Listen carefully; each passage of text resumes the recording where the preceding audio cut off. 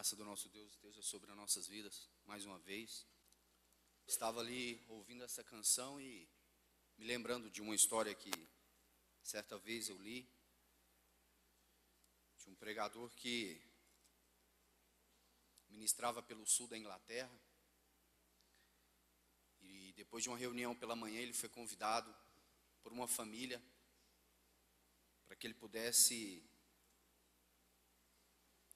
hospedar naquela casa. Então, ao chegar naquela casa, aquela irmã disse para ele que ele tinha uma sala onde ele então deveria ficar até que a mesa estivesse posta e eles pudessem então almoçar juntos. Diz a história que aquela sala era uma sala escura, fria, sem iluminação. E aquele pregador então ficou naquela sala até a hora do almoço. E chegada a hora então da refeição, ela bateu na porta, o convidou para a sala onde estava servida a mesa. E aquela era uma sala ampla, espaçosa, iluminada, e havia uma mesa posta, muito farta. E ela disse para ele: aquela sala onde você estava era a sala de Maria. E esta é a sala de Marta. Mas não se engane, ambas são necessárias. Então, irmãos, quando nós cantamos que nós desejamos ouvir a voz do Senhor, nós tocamos no cerne da vida cristã. Nós tocamos num ponto que ele é divisor de águas na vida de todo discípulo de Cristo. Aqueles que, mesmo debaixo de muita luta, têm nesse tempo dobrado os seus joelhos, curvado os seus corações e clamado ao Senhor: Senhor, fala-me, quero ouvir a tua voz, quero conhecer o teu pensamento, os teus desejos, aquilo que o Senhor é, qual é a tua vontade. Irmãos, a nossa carência não é de pregadores, eles são importantes, mas a principal carência hoje na vida da igreja é de homens e mulheres que conheçam a voz do Senhor, que sejam íntimos do Senhor, que tenham gastado tempo para ouvir a voz do Senhor, para obedecer a voz do Senhor. Esta é a nossa principal carência nesses dias. Interessante que quando você estuda sobre a unção do sacerdote, a primeira parte dele é onde era aquele sangue vertido, era justamente nas suas orelhas. Irmãos, e quanto barulho no nosso ouvido nesses dias, quanto zum, zum, zum, quanto tumulto, quanta confusão. Essas coisas entram pelos nossos ouvidos, fazem um turbilhão na nossa mente, e nós perdemos o Senhor de vista. Perdemos o foco pelo que ou para que nós fomos salvos. Então, irmãos, o quanto é importante nós colocarmos o nosso coração diante do Senhor nesse tempo, descansar nele e ouvir a voz dele. Vamos abrir a Escritura, irmãos. Queria ler alguns trechos na palavra, aqui no Evangelho de João, todos textos muito conhecidos dos irmãos. Vamos começar aqui no capítulo 4, vamos ler do verso 7 ao 16. Veio uma mulher de Samaria tirar água. Jesus lhe disse: dá-me de beber, porque seus discípulos foram à cidade comprar comida. Então disse-lhe a mulher samaritana: como sendo tu judeu pedes de beber a mim, que sou uma mulher samaritana? Porque os judeus e os samaritanos não se comunicam entre si. Jesus respondeu e disse-lhe: se tu conhecesses o dom de Deus, e quem é o que te diz, dá-me de beber, tu lhe pedirias, e ele te daria água viva. Disse-lhe a mulher: Senhor, tu não tem como nos atirar, e o poço é fundo. Onde, pois, tens a água viva? Acaso tu és maior do que o nosso pai Jacó, que nos deu o poço, do qual ele próprio bebeu, seus filhos e seu gado? Jesus respondeu e lhe disse: todo o que beber desta água tornará a ter sede. Mas aquele que beber da água que eu lhe der, nunca terá sede. Porque a água que eu lhe der se converterá nele em uma fonte de água que salta para a vida eterna. Disse-lhe a mulher: Senhor, dá-me dessa água, para que eu não mais tenha sede e não venha aqui tirá-la. Disse-lhe Jesus: vai, chama teu marido e vem aqui. Queria ler também no capítulo 5, o verso 39 e 40. Um discurso do Senhor para os religiosos da época. Ele diz: examinai as Escrituras, porque julgais ter nela a vida eterna, e são elas mesmas que testificam de mim. Contudo, não quereis vir a mim, para terdes vida. E o último trecho que eu queria ler também no Evangelho de João está aí um pouquinho à frente, no capítulo 6. Vamos ler dos 53 ao 55. Jesus lhes disse aos seus discípulos: na verdade vos digo, se não comerdes a carne do Filho do Homem, e não beberdes o seu sangue, não tereis vida em vós mesmos. Quem come minha carne e bebe meu sangue, tem a vida eterna, e eu o ressuscitarei no último dia. Porque minha carne é verdadeira comida, e meu sangue, verdadeira bebida. Verso 60, a seguir. Ao ouvir isso, muitos de seus discípulos disseram: dura é essa palavra, quem a pode ouvir? Sabendo, pois, Jesus em si mesmo que seus discípulos murmuravam isso, disse-lhes: isso vos ofende? Pois que seria se visseis subir o Filho do Homem para onde primeiro estava? O Espírito é o que dá a vida, a carne não aproveita para nada.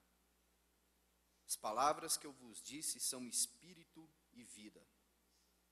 Mas há alguns de vós que não creem. Porque Jesus sabia desde o princípio quem eram os que não criam e quem era o que havia de entregar. E continuou dizendo: por isso eu vos disse que ninguém pode vir a mim se não for lhe concedido pelo Pai. Desde então, muitos de seus discípulos voltaram atrás e já não andavam com ele. Então disse Jesus aos 12: acaso quereis vós também retirar-vos? Respondeu-lhe Simão Pedro: Senhor, a quem iremos? Tu tens as palavras de vida eterna. Vamos ter um tempo de oração, irmãos. Senhor, obrigado pelo privilégio de abrirmos Tua palavra. Obrigado pelo privilégio de nos reunirmos aqui como filhos. Obrigado pela segurança que há em Cristo Jesus. Obrigado porque todos os nossos temores findaram, todas as nossas dúvidas. Pelo Teu Espírito nós pedimos a Ti, ó Senhor, que nos fale a Tua palavra nessa noite. Comunique a nós aquilo que o Senhor deseja comunicar. Que nós tenhamos um momento de banquete diante da Tua presença, juntos como igreja. Como já cantamos essa noite, nós queremos aqui, Senhor, estar aos Teus pés, para Te ouvir, Senhor, para ouvir tão somente o Senhor. Por isso aguça o nosso espírito, nos dá fome de Ti, Senhor. Ó Espírito, provoca em nós um desejo pelo Senhor Jesus nessa noite. No nome do teu Filho, Senhor. Amém, Senhor. Irmãos, vocês, creio eu, sabem que esse evangelho de João é um evangelho que toca pontos singulares da revelação de Deus em Cristo Jesus. Sua pessoa, sua obra, tudo que ele fez, tudo que ele era. E João particularmente foi aquele discípulo que mais se apegou ao Senhor. Ao ponto da Escritura dizer que ele reclinava a sua cabeça sobre o peito do Senhor, para ouvi-lo, para ouvir o coração do Senhor. Portanto, quando nós abrimos este evangelho, nós precisamos ser muito cautelosos e procurar em cada uma das frases aquilo que João tenta nos transmitir. Porque João viu coisas que muitos outros não viram. Percebeu coisas que muitos outros não perceberam. Portanto, o seu evangelho é rico em detalhes. O seu evangelho é abrangente. Muitas coisas que João relata vão tocar o mais íntimo das verdades em Cristo Jesus. E nós abrimos aqui apenas 3 episódios. Poderíamos abrir muito mais. Muitas outras coisas ainda estão aqui neste livro, que nós não temos tempo e condições de abrangê-las todas, mas então lemos algumas. E a primeira delas, nós vemos aqui o Senhor Jesus com esta mulher samaritana. E é interessante a maneira como o Senhor trata com esta mulher. Porque ela estava, de certo modo, cansada do seu serviço. Porque quando o Senhor diz que Ele pede a ela água de beber, o Senhor diz que ela não conhecia o dom de Deus, e muito menos quem era aquele a qual ela pedia, ou ele pedia água. E diz o texto que ela não conhecia o dom. Porque se ela conhecesse o versículo 10, ela diria: dá-me de beber, tu lhe pedirias, e ele te daria água viva. E ela de novo, na sua concepção errada daquilo que o Senhor está dizendo, ela diz: Senhor, tu não tens uma vasilha, e o poço é fundo. E o Senhor Jesus diz que todo aquele que bebesse de novo, e de novo, e de novo daquela água, tornaria a ter sede. Mas se aquele que beber da água que eu lhe der, nunca terá sede. Porque a água que eu lhe der se converterá nele em uma fonte de água que salta para a vida eterna. Mas observe o princípio. Nós temos a água e temos a fonte de águas. A água é o próprio Senhor. Ele é essa fonte inesgotável de vida que tanto João vai nos abrir neste evangelho. A água, Paulo fala da lavagem de água por meio da palavra. Então o Senhor diz que aquela água, naquele que bebesse, seria nele uma fonte a jorrar para a vida eterna. E do ponto de vista dessa mulher, essa água pareceu algo interessante. Porque ela diz para ele: Senhor, dá-me sempre desta água. Porque eu tendo esta água, não seria necessário que eu voltasse aqui de novo a retirar a água deste poço. E este questionamento, ou esta afirmação da mulher samaritana, revela o nosso coração diante do Senhor. Porque nós queremos as facilidades de Cristo. Nós queremos tudo aquilo que o Senhor pode fazer para com que nós, de algum modo, não tenhamos que nos esforçar. De algum modo, nós queremos o Senhor Jesus para o nosso bel prazer. colocá-lo numa caixa e sempre que necessário, nós vamos lá, abrimos aquela caixa e dizemos: Senhor, nós temos uma necessidade aqui. O Senhor poderia nos atender agora? Do ponto de vista religioso, a afirmação dessa mulher revela o caráter de um discípulo. Claro que ela não era ainda, mas revela o caráter de um discípulo em primeiro contato com Cristo. Ele vê em Cristo uma oportunidade. Muitos têm estabelecido ou procurado estabelecer com Cristo um relacionamento baseado em atendimento de necessidades, em um balcão de troca-troca. Faça isso, receba aquilo.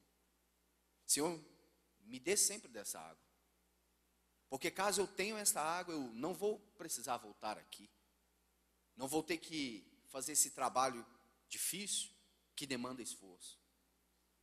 E qual foi a resposta que o Senhor deu a essa perspectiva daquela mulher? Ele disse assim: vai e chama o teu marido.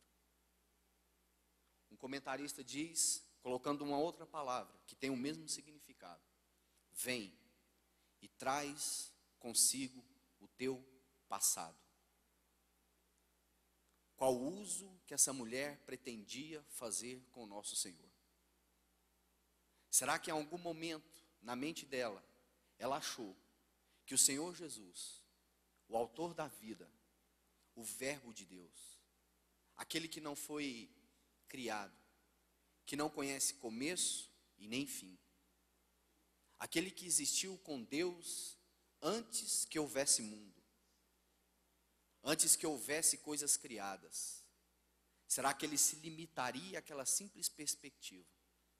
Me dá, Senhor, sempre dessa água. O Senhor diz: traz a tua vida, traz o teu passado. Há algumas coisas que nós precisamos acertar. Ela estava diante do Filho de Deus. E Jesus, irmãos, ele não politiza conosco. Jesus não negocia conosco. Jesus não tem um segundo plano. Ele não tem um outro caminho. O Senhor Jesus, ele precisa tratar com as nossas concepções e perspectivas erradas acerca dele. Quando ele nos chama para uma vida de discipulado íntimo, irmãos, quantas coisas o Senhor precisa corrigir em nós. Quantas coisas precisam ser tratadas, quantas coisas precisam ser apresentadas diante dele, uma a uma. Não que ele não as conheça, ele sabe todas as coisas, mas ele deseja que um coração voluntário entregue a ele toda a sua real situação. Mas que nunca pense que é possível enganá-lo, que é possível limitá-lo, que é possível apenas usufruir dele, que é possível apenas fazer dele um produto cuja sua utilidade será determinada pelo dia que passamos. Porque quando nós sofremos duras provas, duras perseguições, quando nós estamos sendo provados em todas as áreas das nossas vidas, e como diz Paulo, chegamos a desesperar acerca da própria vida, nós então queremos fazer um uso contínuo e adequado do Senhor. Nessas horas, buscamos comunhão com Ele, buscamos Ele, somos insistentes, somos incisivos. Senhor, revela-te a mim, Senhor, mostra-me o teu plano. Mas por que só aqui, irmãos? Essa mulher tinha essa perspectiva acerca do Senhor. E o Senhor não foi condescendente com ela. E o Senhor não é condescendente conosco, irmãos. Porque o Senhor conhece o nosso coração. O Senhor sabe das nossas intenções. O Senhor sabe cada canto escuro e negro do nosso coração, os quais nós mesmos temos medo e passamos longe deles. O Senhor conhece um a um, cada canto. Tudo isso está aberto diante dos olhos dele. E ele não negociará nada no nosso discipulado para com ele. Nada. Muito pelo contrário. A luz dele, por meio da sua palavra, colocará o nosso coração tão exposto diante dele, que só nos restará uma coisa: a misericórdia do Senhor para nos socorrer, para nos transformar. Porque nós não vamos, irmãos, por nós, não vamos por nós nos adequar Nós não vamos por nós encontrar um meio pelo qual nós possamos agradar o Senhor, na nossa força, na nossa eloquência, no nosso entendimento da Escritura, naquilo que nós vivenciamos, seja no passado, seja o que nós estamos vivenciando agora. Só há algo que pode agradar a Deus Pai em nós. É o quanto do Filho dele, o quanto de Cristo Jesus está vivendo em nós. Quanto mais de Cristo estiver vivendo em nós, quanto mais o Espírito estiver formando Cristo dentro de nós, nós podemos com certeza estar seguros que o Pai estará se agradando de nós. Agora, queridos, os meios pelos quais o Espírito faz essa obra, nós sabemos muito bem quais são. A questão é que nós precisamos de uma consciência, irmãos, coletiva disso. Porque o Senhor, já dissemos isso, o Senhor ele não tem em vista indivíduos, apesar que ele começa por um, mas ele tem em vista a sua igreja. Irmãos, e nós precisamos e carecemos de um pensamento coletivo e único.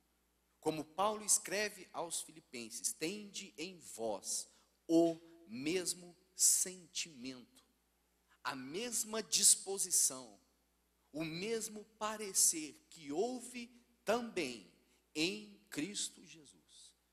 Então, irmãos, quando nós estamos nessa escola de discipulado a Cristo, pelo Espírito, será que nós temos essa consciência coletiva? Se temos essa consciência coletiva, como ela é detectada no nosso viver diário? Porque nós somos fragmentados. Nós somos um na reunião da igreja, somos outro no trabalho, outro na faculdade, outro dentro de casa, outro no trânsito, outro no aeroporto, outro no comércio e por aí vai. Mas o Senhor Jesus deseja trabalhar em nós aquela vida única que expressa um único caráter. Independente de situações, independente de negociatas, independente de qualquer outra coisa, Ele deseja tecer em nós a vida do Filho de Deus, representada naquela túnica sem costura, uma vida sem remendo, uma vida integral, um coração completamente voltado para o Senhor. É isso que o Espírito deseja tratar conosco, irmãos. Porquanto, quando o Senhor chama esta mulher, é as motivações dela que precisam ser corrigidas, os seus interesses. Irmãos, o Senhor não vai se limitar às nossas perspectivas erradas dele. Procure tratar isso diante do Senhor o quanto antes. Tua alma sofrerá menos. Peça ao Espírito que te mostre se há no teu e no meu coração algo que tem nos movido ao Senhor meramente por religião, meramente por interesse, meramente por agendas, e não uma obediência irrestrita à palavra de Deus. Semelhante, um outro texto que nós lemos aqui no capítulo 5, o Senhor diz uma palavra dura para aqueles mestres da lei. Porque o Senhor diz que eles examinavam as Escrituras, como deviam de fato fazer, mas porque eles julgavam ter nela a vida eterna. E o Senhor diz assim: mas a mim. Se você ler com cuidado o Evangelho de João, você vai ver que João faz uma perspectiva muito correta. No Evangelho de João nós temos níveis de fé e temos níveis de discipulados.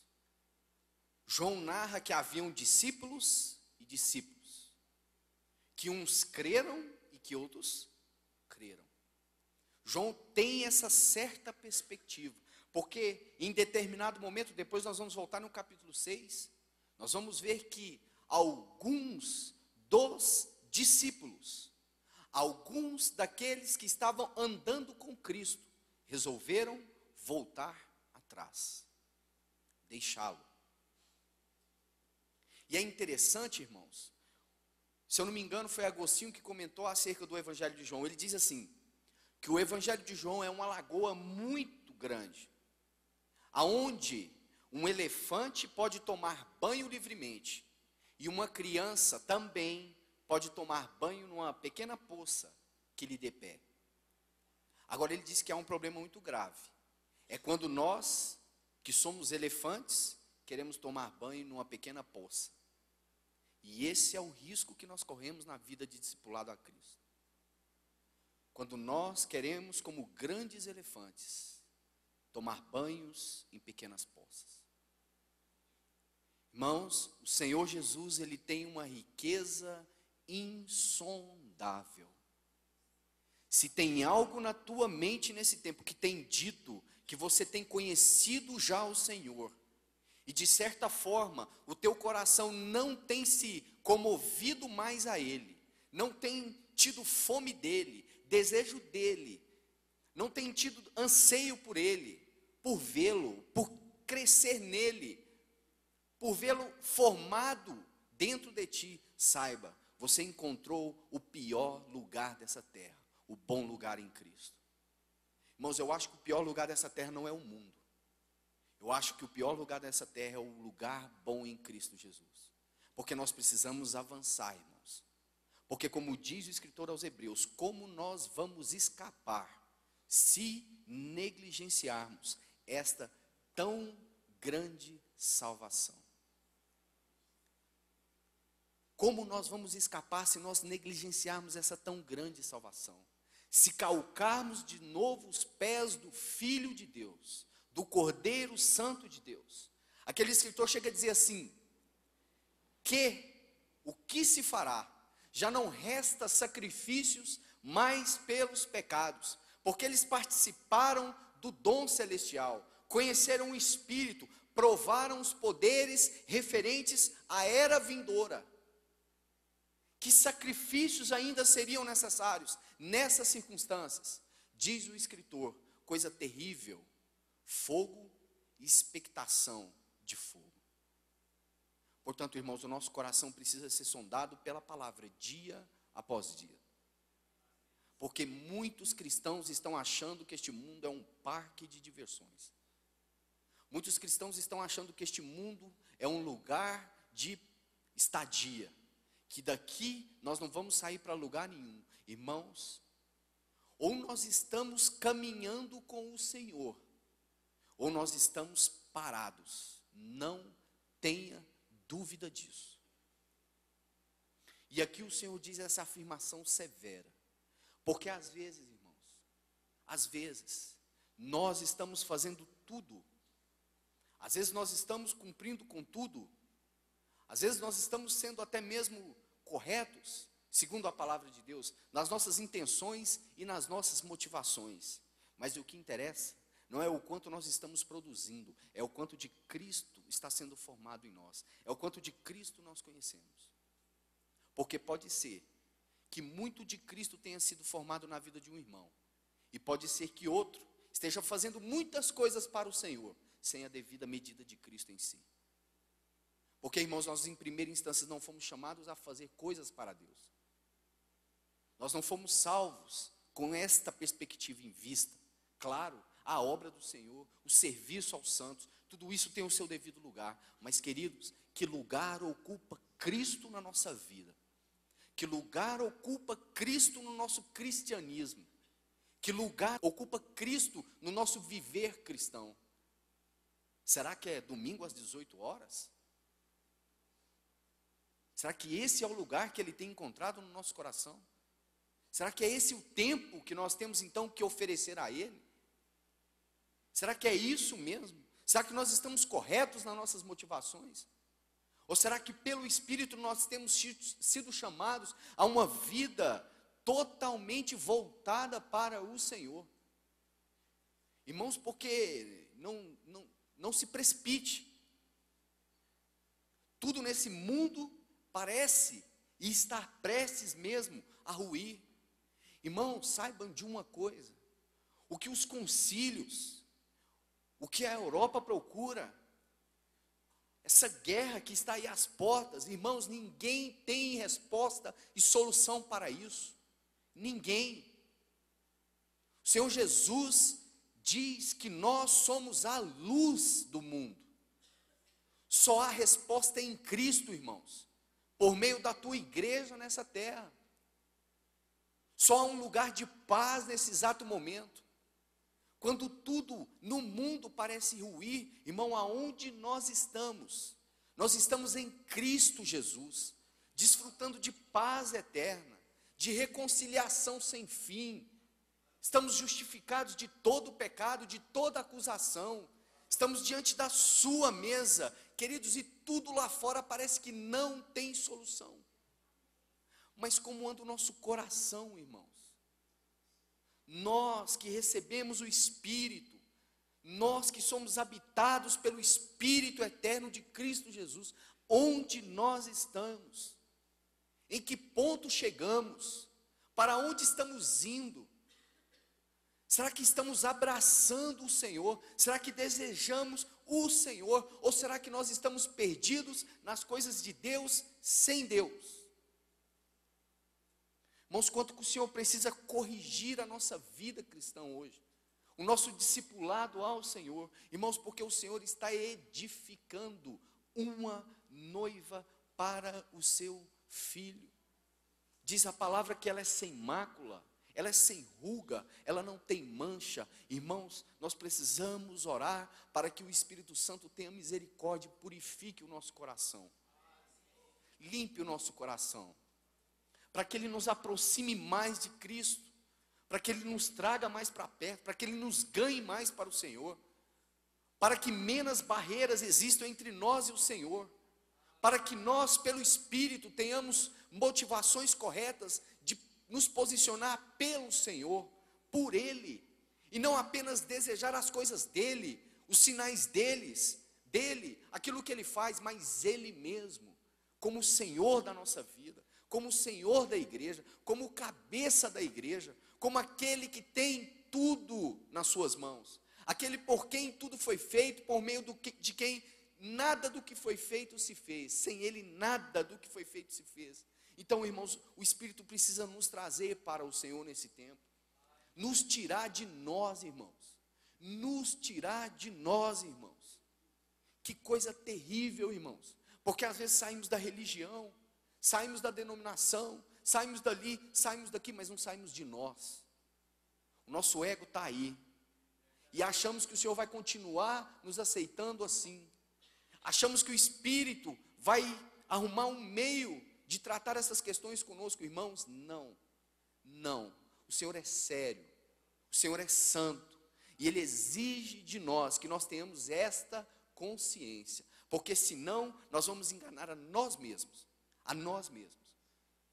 Vamos ficar dando, na linguagem popular, murro em ponta de faca, e nunca, na luz da palavra, vamos checar o nosso coração.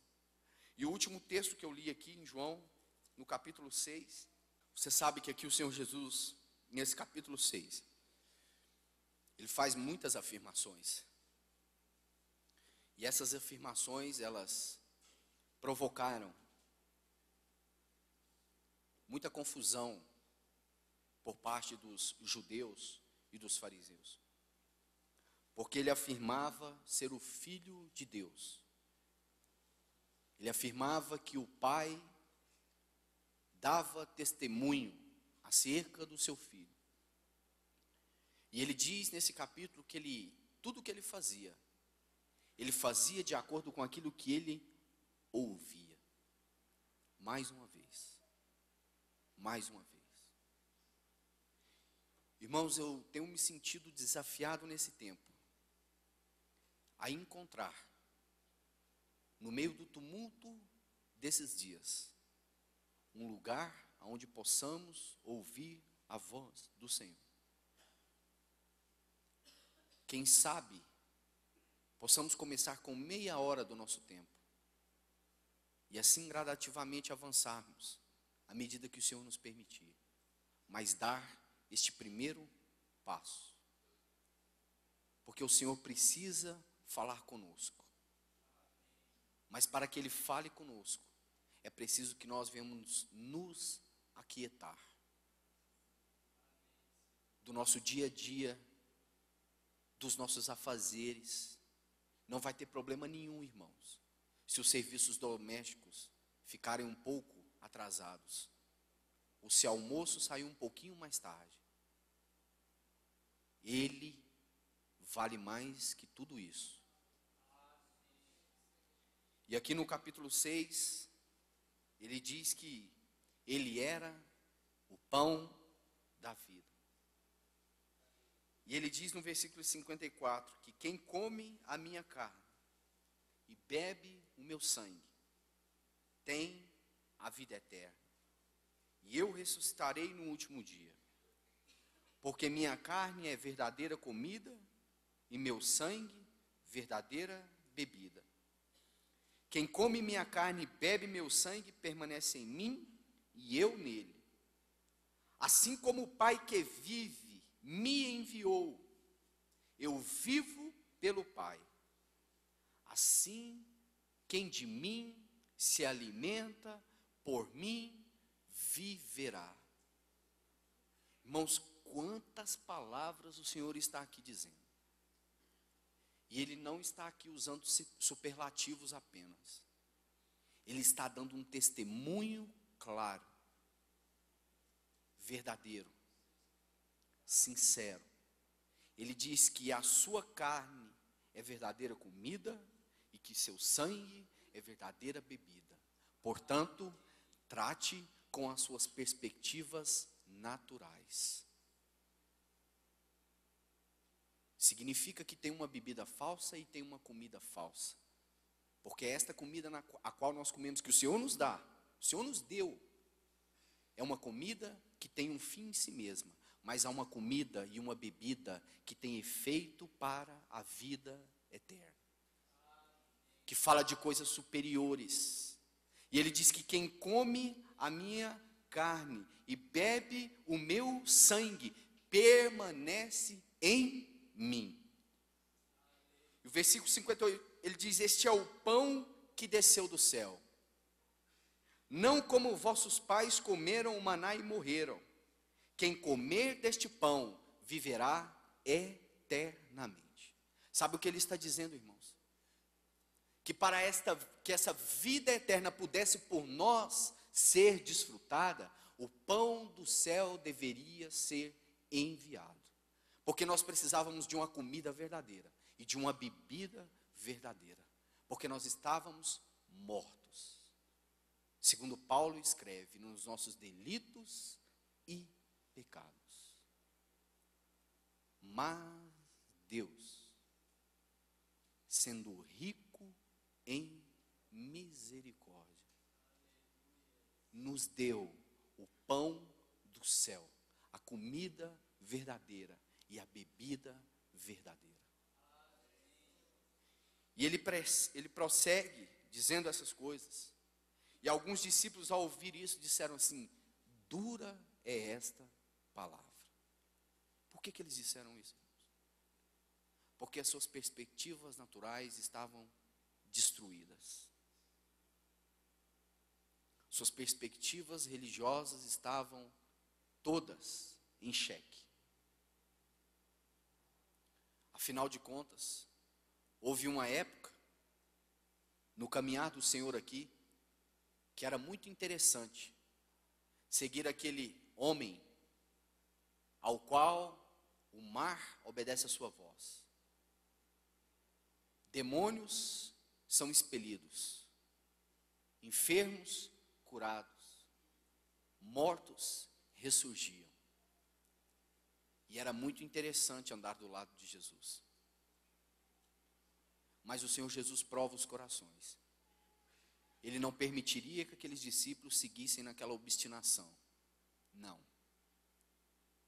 Ele montou naquele jumentinho e entrou em Jerusalém para sofrer pelos nossos pecados, para ser oferecido pelos nossos pecados.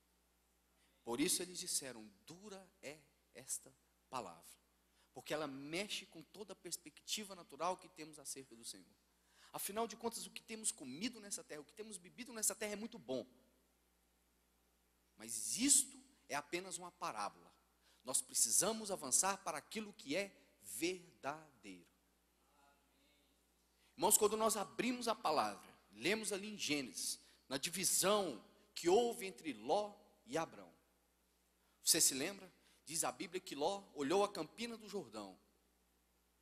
E a profissão dele era muito sugestiva, porque ele era pastor de ovelhas. E sabe o que ele decidiu? Permanecer ali. Sabe por quê? Porque ali era uma oportunidade rica de se fazer um bom negócio, de se criar filhos, sustento e todas essas coisas. Mas diz a palavra que ele foi armando a sua tenda até chegar aonde?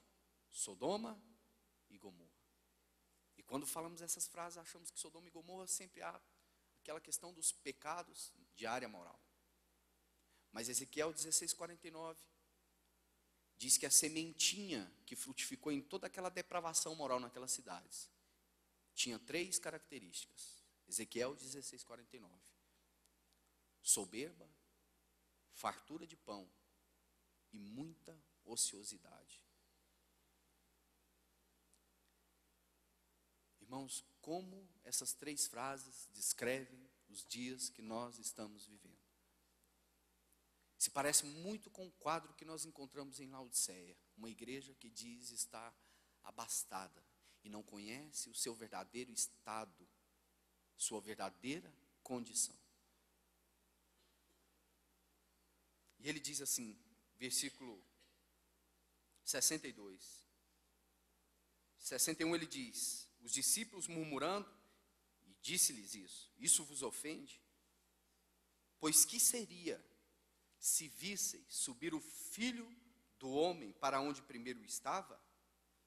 Versículo 63, o Espírito é o que dá vida, a carne não aproveita para nada.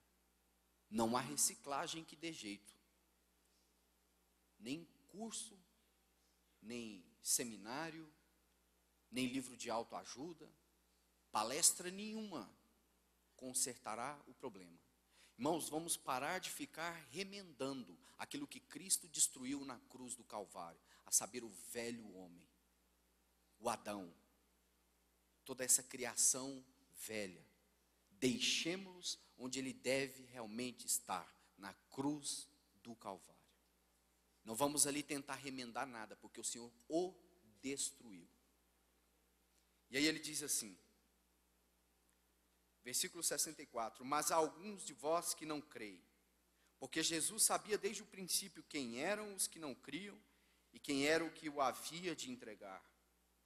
E continuou dizendo, por isso eu vos disse, que ninguém pode vir a mim, se não for concedido pelo meu Pai. Desde então, muitos de seus discípulos voltaram para trás e já não andavam com ele. Como é que nós vamos ler isso, irmãos?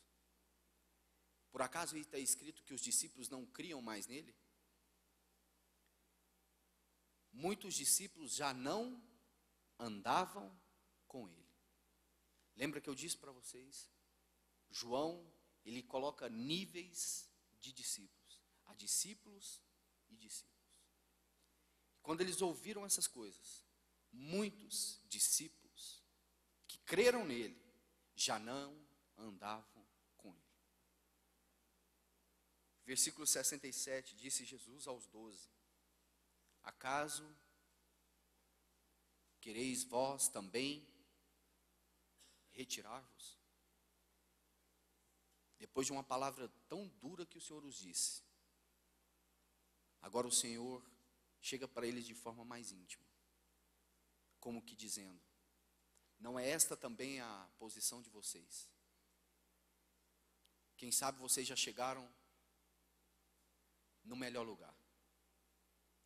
Afinal de contas, vocês eram homens, pescadores, sem nenhuma perspectiva social, sem nenhuma perspectiva de aumento salarial. de reforma política, de nada. Mas vocês viram milagres, mortos ressuscitados, paralíticos levantados, tantas coisas. Será que não chegou a hora de vocês irem embora? Será que também vocês não querem se retirar? Será que já está bom demais? Mas graças ao Senhor, irmãos, porque Ele nos deu do seu Espírito. E o seu Espírito é a garantia pela qual Ele obterá todo o cumprimento da sua palavra. Porque a resposta que Pedro dá ao Senhor não pode ser dada por homens. Porque ele diz: Senhor, para onde nós iremos? Será que há um lugar? Será que existe algo que pode nos emancipar dessa situação? Ele diz assim: para onde nós iremos, se só tu tens as palavras de vida eterna? Irmãos, esta é uma confissão que só pode ser dita por alguém que tem recebido do Espírito este encargo e esta consciência. Não há lugar nessa terra para nós. Não há reforma política que possa trazer esperança para nós. Não há projeto humano, por melhor que seja, que vá fazer com que nós tenhamos dias melhores nessa terra. Irmãos, semelhança daquela passagem no Antigo Testamento, quando aquele profeta olhou para a nação de Israel e diz assim que aquele era um povo que habitava só. Querido e querida, talvez você entrou aqui nessa porta com muitas perspectivas, mas o Senhor nos fala nessa noite que nós não temos para onde ir. É melhor que a nossa consciência esteja convicta disso o quanto antes, porque ninguém tem as palavras de vida eterna senão o Senhor.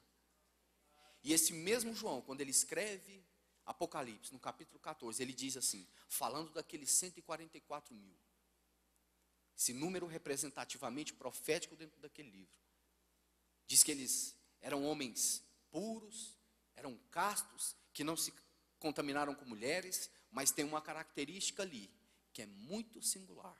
Diz ele assim: eles são os seguidores do Cordeiro, por onde quer que ele vá. Irmãos, eu não creio que nós chegamos no final, e nós não vamos chegar. E eu também não creio que nós estamos no melhor lugar. Há mais de Cristo que precisa ser desfrutado e aprendido. O que nós precisamos é de ajuda no nosso entendimento, para que o Espírito nos tome firmemente pelas suas mãos e nos mostre mais e mais das belezas, da glória, da majestade, da paz, da alegria que há em Cristo Jesus, nosso Senhor. Irmãos, e como o Senhor tem sido perseverante para conosco, como o Senhor tem sido insistente para conosco, como o Senhor tem sido longânimo para conosco, porque nós temos tido a oportunidade de nos ajuntar, de estarmos juntos, sempre, irmãos, e temos que ter sempre esta consciência, quando nós nos ajuntamos como igreja, temos que ter claramente esta consciência entre nós, o Senhor está entre nós, e nós precisamos dar a Ele a devida importância, e nós precisamos dar a Ele o devido lugar, e nós precisamos dar a Ele as devidas palavras, e nós precisamos transmitir a Ele toda a nossa adoração, toda a nossa oração, todo o nosso serviço, tudo aquilo que fazemos para Ele deve ser voltado para o Senhor. Isso precisa corrigir, irmãos, a perspectiva que temos com relação à comunhão, a tantas coisas, a oração. Achamos que vamos orar para que Deus atenda às nossas necessidades. Irmãos, precisamos orar, porque Cristo é o centro da vida de oração, porque Cristo é parte do propósito eterno de Deus, e porque nós precisamos conhecer este propósito, e porque nós precisamos estar dentro deste propósito, porque senão nós vamos estar perdendo o nosso tempo. quando nós estamos na comunhão com os santos. Irmãos, quanto dessa consciência coletiva precisa estar entre nós. Estamos juntos, sim, para quê?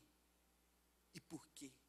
E quem permitiu? E quem nos uniu? Estamos unidos em quê? Estamos em volta de quê? De assuntos periféricos ou de um Cristo vivo que nos resgatou para Ele mesmo? E nos fez um povo para Ele mesmo? E nos constituiu filhos para o seu Pai e Deus? Quando nós partimos o pão, irmãos, por que viemos aqui hoje? Qual a consciência que nós entramos para esta reunião? De mais uma vez nos ajuntar? Ou quem sabe porque não viemos no domingo passado? Temos que ter uma consciência clara, irmãos, de que o Senhor Jesus está entre nós, de que Ele é o Senhor dessa reunião, de que Ele é o centro desta reunião, porque essa reunião não foi pensada nem por mim nem por você. Eu não seria capaz de programar esta reunião, e nem mesmo você, com as pessoas que estão aqui. Mas Ele, quando quis ter esta reunião, Ele decidiu ir para Jerusalém e sofrer e morrer no nosso lugar, porque era essa única maneira que Ele tinha de nos unir nele mesmo. É com esta consciência que nós precisamos estar aqui nesta noite, de que um preço foi pago, que nós não estamos aqui por causa da nossa vontade, mas por causa da vontade dele, que perseverou e que triunfou por nós. Irmãos, que nessa noite o Senhor seja glorificado no nosso meio,